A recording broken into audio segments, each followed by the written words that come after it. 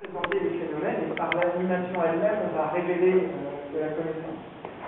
À la différence d'une photo où là, bon, c'est Lisbonne et les trafics automobiles. En vert, le trafic très rapide, donc on voit les grands axes, et en rouge, les trafics très lents. On voit dans les quartiers où les voitures circulent pas très vite. En fait, on peut passer à plusieurs slides. Quand on l'anime, on voit à différents moments de la journée. Et on voit comment la ville vit. Donc ça peut être utilisé par exemple sur un service extrêmement simple de taxi.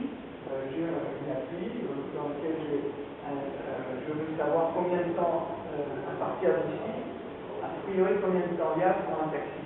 Alors, dans la partie scène, on va vous dire c'est 10 minutes, on va dire 30 minutes.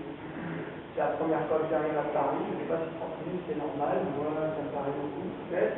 Je ne sais pas l'évaluer en fait.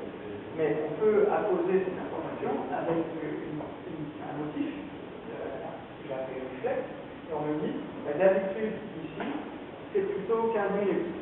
Alors 30 minutes, je ne sais pas le juger, on va dire que j'ai pas le temps, mais je ne sais pas évaluer si c'est beaucoup ou pas beaucoup. Mais 30 minutes à côté de 15, ça fait sens. Donc le fait de poser l'information en flux temps réel associé à des motifs, ça commence à créer l'intelligence. D'accord? Ok. Ce qu'on voit peu dans ces systèmes, c'est qu'en réalité, on a sur Internet des objets, on a encore une vision assez moderniste où l'automatique va répondre avec des mesures d'optimisation de fonctions. En réalité, moi, je fais le pari qu'il va y avoir des différenciations entre les produits, comme on a aujourd'hui dans les produits assez mûrs, et certaines marques vont avoir une position particulière, et donc aussi. Donc l'imaginaire de ces marques va se traduire tout autant dans l'Internet des objets qui est jusqu'à présent. Donc on a ici un exemple assez simple, mais BMW intègre beaucoup d'intelligence, peut-être pas autant encore que la Google Car, mais c'est des produits assez sophistiqués déjà. La Google Car sont deux modèles totalement différents et vont probablement arriver tous les deux à une voiture qui nous conduiront en pilote. Et encore, je ne sais pas si c'est l'option que prendra BMW, mais quand bien même, je pense que l'expérience sera singulièrement différente. Si on aurait un ADN de BMW qui est lié à Ultimate Machine, il y a l'idée de la structure du sport et son contrôle et de son performance. Et ici, simplement, dans l'expérience, je mets le curseur sur l'ADN, on est un peu plus sur la dimension de contrôle. Par exemple, les systèmes qui sont embarqués sont plutôt pour dire, par défaut, le pilote maîtrise sa machine, et quand on détecte un risque, on pointe. Donc quand il y a un risque d'accident, là, c'est l'ordinateur qui prend le volant. Par défaut, moi je conduis, puis le jour où il considère que ça ne marche pas, une voiture vient de derrière, elle ne passe trop près, la voiture décide de faire quelque chose à l'intérieur. Alors qu'à l'inverse, la Google Car, c'est par défaut automatique. Donc on est sur un imaginaire totalement différent. On peut avoir les mêmes flux d'informations, mais des expériences totalement différentes. D'accord? Et bon, si on pousse le cas à l'extrême, même c'est la portière de la voiture qui sont tout seuls quand j'arrive. Là, l'enjeu, c'est pas le plaisir de la conduite, c'est la fonction de la mobilité. Il y a bien des postures très différentes. Okay? Ce qui est un peu plus problématique, c'est quand en fait, dans ces perspectives de marque, on a des situations où l'utilisateur a plus ou moins de visibilité sur ce qui se passe. Qui connaît Google Now? Google Now, qui s'en sert? Normalement, il y en a un.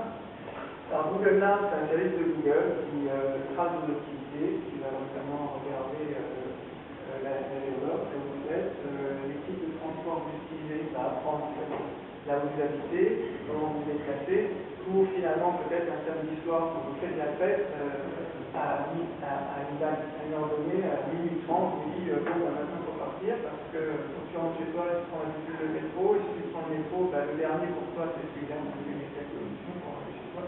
Et on n'a rien fait, en fait, on n'a pas programmé l'appareil, donc il y a bien du sense où en permanence il va capter de l'information et lui en déduire des choses.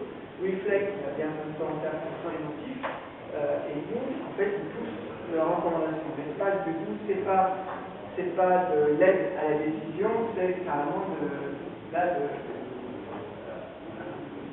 enfin, si, c'est de l'aide à la décision, mais il n'a pas été programmé. Là, ça corrélait des choses. Je crois que si on passe dans le cinéma, il fait la corrélation avec un autre outil. Je crois que c'est bien avec le requête Google. S'il arrive à connaître le genre de film que vous donnez, il va vous pousser de la même en fait, un programme qui est un film qui m'intéresse. Le problème de ce modèle, c'est que c'est la tête de l'iceberg, en fait. La seule chose qu'on voit, c'est le couche. En fait, on est en train de capter, il n'y a pas de feedback, comme on a montré tout à l'heure, il n'y a pas de carte, aucune forme de représentation de la connaissance qui s'est construite, alors ni de ce qu'on collecte en temps réel, ni de la connaissance qui se construit. L'utilisateur est déresponsabilisé, en fait. C'est un peu la boîte noire. On apprend, on pousse du truc, mais toi tu fais rien.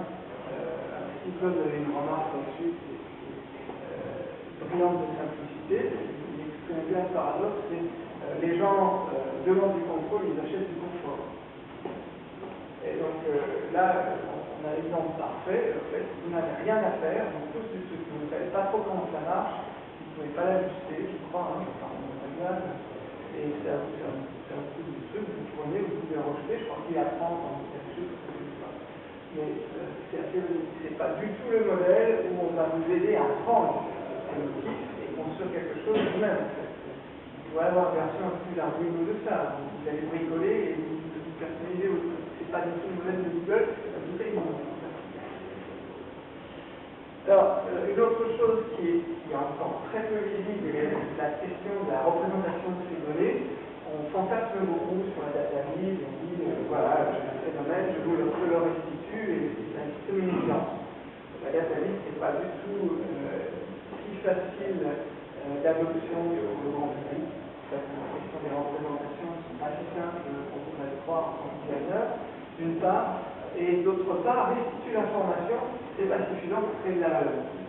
Donc, dans l'intérêt de modèle sur les produits de santé, bracelets par exemple, je ne sais pas si vous connaissez la moyenne d'usage de ces produits, mais c'est 2 semaines. C'est extrêmement court, on peut parler d'échec. 2 semaines, et ce qui se passe, c'est que quand mon bracelet me dit le nombre de pas que je fais par jour, et puis que sur cette période de 2 semaines, je réalise la variable quand je prends l'ascenseur ou l'escalator, en 2 semaines, en gros, j'ai compris, puis je suis plus donne l'appareil. Alors certains essaient de stimuler l'usage en donnant des badges et des simulations, ça ne marche pas. Et soit l'appareil est revendu sur le bon coin, soit il termine dans la table de chevet, etc. Donc il y a un vrai problème avec ces produits-là, c'est qu'en réalité, restituer une information, ça fait loi au début, mais ça ne stimule pas de l'engagement nécessairement. C'est pas une évidence, mais pour stimuler de l'engagement, alors il faut des formes un peu plus sophistiquées. Et alors là, quand on voit la question des badges, c'est bien, mais moi je dis les badges c'est pas suffisant, parce qu'en fait ces badges ils sont génériques en fait. Après c'est un petit de faire vos patterns, mais c'est pas assez. Moi je fais l'analogie au magazine que vous allez acheter dans l'été pour faire le régime qui va bien avant d'aller à la plage. Et quand on regarde la psychologie de cet engagement, c'est pas l'analogie à un système informatique qui va vous permettre de faire du poids. C'est systématiquement une association à une figure archétypale, qui est soit le médecin, la belle télé, le sportif, ou le très gros qui a réussi, la belle télé qui était très grosse, qui a réussi à perdre 50 kilos, et on se projette en fait. Voilà. Une partie de la motivation, elle est dans cette relation à cette figure qui peut nous motiver, donc ça c'est un exemple, et alors là ça crée du sens. Ça crée du sens aussi, elle n'est pas finie, ça peut créer du sens aussi. Alors, si on numérise cette expérience, ben, ça peut vouloir dire que moi, si je vous pousse l'info de votre courbe de poids sur une balance leasing, je peux vous faire parier que même après une période soutenue, vous allez peut-être moins vous peser, et puis en plus, cette courbe de poids, comment vous allez l'interpréter pour me motiver à prendre une perte de poids. Eh bien, là, moi, je fais le pari qu'il y a une autre personnalité. Personnalité, c'est équivaut à mettre un filtre sur ces données. C'est-à-dire qu'on a bien les mêmes données, mais on va pas regarder exactement la même chose et on ne va pas les restituer avec le même style. Dans un cas très concret, on prend une figure de coach, une figure très empathique contre une figure très critique, donc la figure très critique, façon coach de football américain qui ignore les règles sociales, vous dit bon, ça fait 15 minutes que tu es resté sur ta chaise, touche ton pied. en ignorant totalement le contexte, ça fait 15 minutes, on a dit 15 minutes, je te le dis, tu bouges. À l'inverse, la figure empathique, elle va prendre rendez-vous, peut-être, ce dimanche soir en faire bilan, alors oui, sur la semaine, c'est vrai qu'elle est forcément été active, on est exactement 10 minutes, et pourtant, les expériences sont vraiment différentes. Là, la figure empathique, elle est bon, écoute, voilà, il y a des périodes sur lesquelles, on va peut-être prendre un peu de recul, à discuter ensemble. Donc, encore une fois, les mêmes données, pourtant, une expérience de simulation qui va marcher dans un cas. Donc là, on va rentrer dans des logiques de matchmaking, c'est un peu le mythique du coach, en fait. Alors, la difficulté, c'est d'avoir trouvé le bon coach pour notre personnalité. C'est pas seulement le problème de développer le bon coach, c'est de faire le match entre le bon coach et votre personnalité. Donc ça c'est un enjeu qui émerge, en fait. Comment cette personnalité va permettre de voir le jeu. C'est très équivalent d'Instagram, si vous voulez. Vous mettez un chiffre, et la même photo, tout le monde a la même photo, mais vous mettez un chiffre, ça donne une expérience familière, et la consistance pour vous. Voilà. Ok. Alors, dans l'Internet des objets, il y a un gros fantasme, en particulier dans le télécom, mais pas seulement, chez Nokia, on a le même problème, c'est le fantasme de la valeur du temps réel. On dit, alors je vais vous donner le use case certain à la crème, c'est le service de géologue, j'arrive à la gare de Montparnasse et on me dit que dans mon réseau social, il y a telle personne qui est là aussi, on doit être rencontré, ou bien autour de moi, on me propose de restaurants qui va bien. Le problème, c'est que dans tous les cas, c'est pas à l'instant où on pense que j'en ai besoin que ça fait nécessairement sens. Et par exemple, dans le cas des personnes qui arrivent à proximité, ça fait sens, surtout si on anticipe ou si on montre après. Par expérience, on se rend compte que ça a plus de valeur de dire je sais que tu vas être là et lui aussi, et je vous fais signe, et vous décidez. Parce qu'en réalité, quand vous êtes là au même moment, on fait sur des trajectoires et pas disponible, simplement. Ou bien après coup, en disant vous êtes passés là tous les deux, c'est dommage, vous connaissez, vous êtes coupés, et on envoie de l'information aux deux, et les deux décident, tiens, la prochaine fois, effectivement, on va se voir. Ça, c'était la façon dont c'était développé le Doppler. Alors, ça, c'est un modèle de physique quantique, c'est super intelligent, mais moi, je dis ça, parce que ce modèle exprime très bien ces deux cônes de lumière. En gros, plus on avance dans le futur, plus la surface du cône augmente, donc le potentiel, vers le futur et dans le passé. Et dans l'instant t, le temps présent, la surface est infinie, mais l'épaisseur est nulle. C'est-à-dire qu'en gros, la valeur est nulle dans le temps présent. Donc, beaucoup de fantasmes sur la valeur du temps présent, en fait, elle est très très faible. Next. Une particularité des systèmes qu'on conçoit à mon niveau, c'est en particulier pour les étudiants qui font des objets, c'est que la pédagogie du projet chez les designers, on fait un projet, il y a un début et une fin, c'est un objet, une affiche, un livre, ok, il y avait un début et une fin, donc un processus assez clair. Aujourd'hui, on est dans des choses un peu plus organiques. Je fais la composition du modèle diachronique contre synchronique. Synchronique, c'est le sens où cet objet est fait, il est fini, il existe devant moi, je comprends son intégrité. Diachronisme, c'est utilisé pour les langues, en fait, quand on dit l'évolution d'une langue, et ça c'est important. C'est vrai aussi pour les logiciels. Alors, vous connaissez GitHub, bon, plus les logiques, on va contribuer, on rentre dans un projet, je prends un exemple très simple, c'est Facebook, en 2005, c'est pas Facebook en 2015, c'est pas Facebook en 2025, Facebook, ça reste une forme organique qui est en transformation permanente. Et on le voit même très peu au quotidien, on ne voit pas cette transformation. Si vous faites des copies d'écran régulières, vous verrez, si vous en faites une fois par mois, et faites une émission, vous allez voir comme le produit se transforme en fait. Vous ne le percevez pas, mais c'est un produit en transformation permanente. Ça change fondamentalement la conception. On n'est plus dans un processus où il y a un début et une fin claire, mais une contribution à quelque chose qui est en transformation. Et alors, ça, pour le designer, c'est un enjeu de fait, parce que ça remet en cause les méthodologies, le projet, le design classique. Alors, ça c'est très bien, mais la difficulté, c'est que quand on essaie de modifier le comportement, ça marche dans des cas, mais la plupart du temps, ça ne marche pas du tout. Comme c'est des sujets certains extrêmes. Le frigo intelligent qui commande du lait quand il n'y en a plus, pas de bol, c'est parti en vacances, vous n'aviez pas besoin de lait, et lui, je ne savais pas, il commande du lait pour rien. Donc ces systèmes arrivent à apprendre de routines qui sont assez faciles, et puis dès qu'il y a un changement dans la routine, alors ça peut être en réalité très très contre-productif. C'est pas catastrophique, mais c'est un peu bien. Alors, là, le fait qu'on a parlé d'Internet des usages, les premiers sont interdépendants, je vais donner le cas de la notion de contexte. Si on dit qu'un bracelet qui ne mesure même pas aujourd'hui, il capte le contexte, s'il est réglé pour me dire toutes les 15 minutes, pour que tu te lèves, s'il n'est pas capable de réaliser que je suis à l'aéroport, je prends l'avion, et que dans l'avion, ça ne sert à rien de me rappeler toutes les 15 minutes, il faut que je me bouge parce que je ne peux pas, il est bête. En fait, ça ne sert pas à grand chose, le contexte a une valeur. Alors il va commencer à apprendre, il y a un moteur de contexte, on va programmer, un peu comme Arduino. Et en fait, aujourd'hui, dans l'intelligence artificielle, il y a 3 niveaux. Ce qu'on a vu avec Arduino, c'est le niveau 1, en fait, où on va créer des routines, c'est ici d'un date, un contexte, une conséquence, et puis il y a des fois où ça ne marche pas, on en est à peu près là aujourd'hui.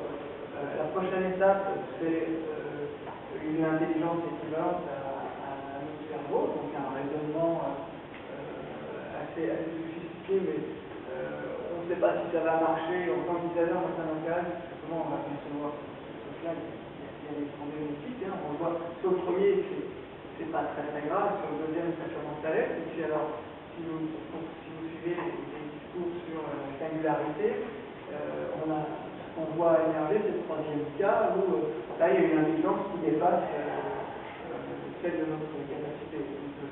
Donc, dans le deuxième cas, c'est un peu simple, c'est bon si le système Siri avec notre intelligence, alors est-ce qu'il va effectivement arriver à capter nos humeurs, est-ce qu'il va être capable de comprendre que là il y a une routine qu'il avait appris qu'il va falloir que je change parce que je ne peux pas le dans notre mode. Ça, il va falloir le modéliser, c'est un enjeu intéressant pour les designers. Le cas extrême, aujourd'hui, c'est dans l'intelligence où ces objets sont connectés, c'est une Google Car arrive dans un carrefour, peut-être un accident inévitable, si la voiture a besoin de décider quelque chose, qu'est-ce qu'elle va décider en fait, comment on la programme?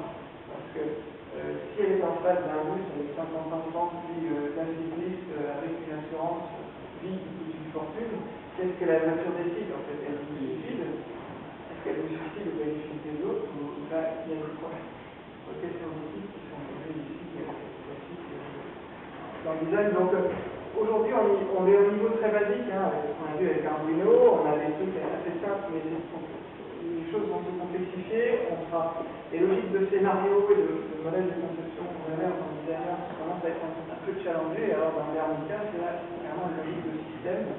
On ne peut pas conceptualiser toutes les situations en fait. Alors pour un designer, c'est un sujet qui interroge. Next. Alors en fait, si vous lisez un peu ce qui se dit sur la singularité, donc on qualifie 3 niveaux d'intelligence. On appelle aujourd'hui Arduino, ça serait dans la catégorie ANI, donc Artificial Narrow Intelligence, c'est vraiment un contexte d'une action, c'est assez basique, ça reste basique dans ces 3 catégorisations en tout cas. Le deuxième niveau, c'est l'intelligence équivalente à l'intelligence humaine, donc la capacité à penser dans l'abstrait, comprendre des idées complexes, apprendre rapidement de l'expérience. Donc les machines qui apprennent. Alors, les plus optimistes, c'est en 2025. Alors, il est là, on va dire un lien si vous voulez, mais les gens de la Singular University, va trouver c'est 2025. Le troisième cas, c'est pas si loin non plus, c'est 2040.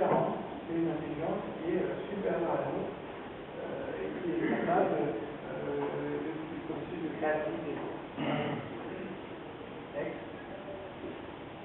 Et alors, le phénomène de la singularité, c'est le fait qu'on va avoir la convergence de l'intelligence artificielle, des nanotechnologies et des biotech. Et ces trois vont faire développer des systèmes complexes.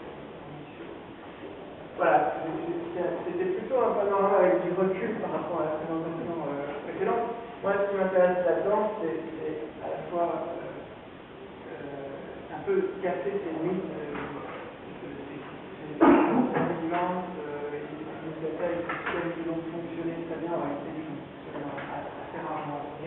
déjà au premier niveau de l'intelligence, ça fonctionne pas très bien. Et quand on a passé après, comment on rentre en designer, on peut trouver à faire des choses mieux. Il y en a qui m'intéresse.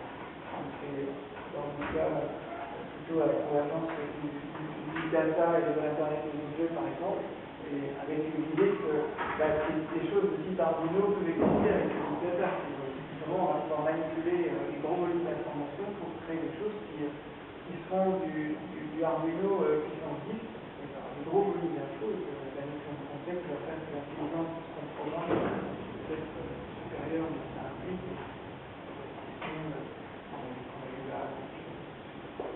Parcourir rapidement. Vous avez des questions?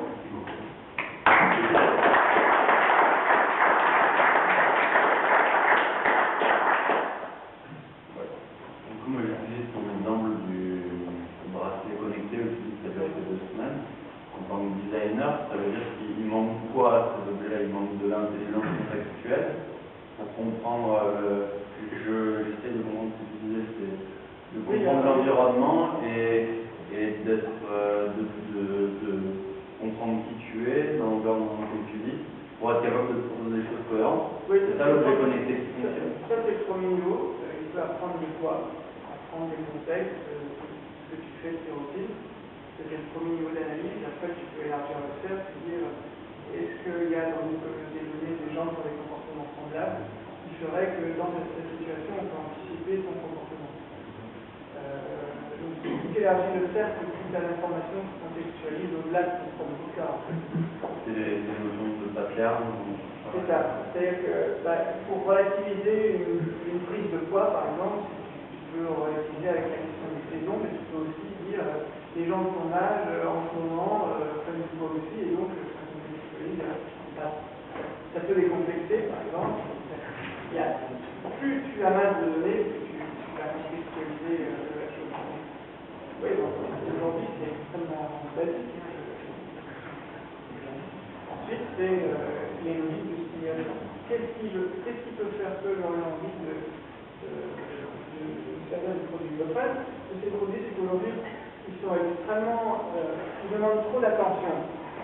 Au début, c'est un peu comme Hello World, c'est le truc qui vient sans arrêt. Je le porte et on me dit écoute-moi, regarde-moi. Alors là, ça fait un effet contre-productif, parce qu'on a tous envie d'être garder notre attention sur ce truc-là. Et c'est vrai que la plupart des objets connectés, d'ailleurs, le terme MES, d'ailleurs, un système ne marche pas, finalement, ils nous demandent beaucoup plus d'attention. Avant, quand il y avait un thermomètre, je n'y pensais même pas. Là, tout d'un coup, c'est le sens de ma vie. Je ne sais pas si ça fait sens. Cet objet qui mériterait. On part en sorte qu'il passe en arrière-plan le plus possible. On est sursaturé d'objets qui nous stimulent, qui demandent notre attention. À ce titre, moi j'étais déçu de voir la montre Apple arriver avec un écran. En fait, je m'attendais à un produit qui serait peut-être plutôt comme la montre Weaving avec des aiguilles, et puis qui communiquerait bien sûr, mais à un autre appareil. L'application de cet écran aujourd'hui dans la démo du lancement, elle ne fait pas même dans l'ensemble, d'ailleurs, parce qu'elle implique des fonctions existantes. Alors, regarder des photos sur une montre, c'est d'un intérêt zéro. Alors qu'on regarder sur la montre, c'est un intérêt progressif aussi. Ce qui a été démontré n'était pas très pertinent. On pourrait avoir une montre qui a un vrai capteur et qui produit de l'information qui est réutilisée ailleurs. Une puissance par ailleurs. Cette montre, ça peut être un sésame parce que je suis là, par exemple. Parce que ma montre et mon téléphone sont là, quand je fais un paiement, pour s'assurer que l'identité, ça sert à plein de trucs, mais on n'a pas besoin pour autant de crier, je suis là. Alors, il y a cette trop forte demande d'attention.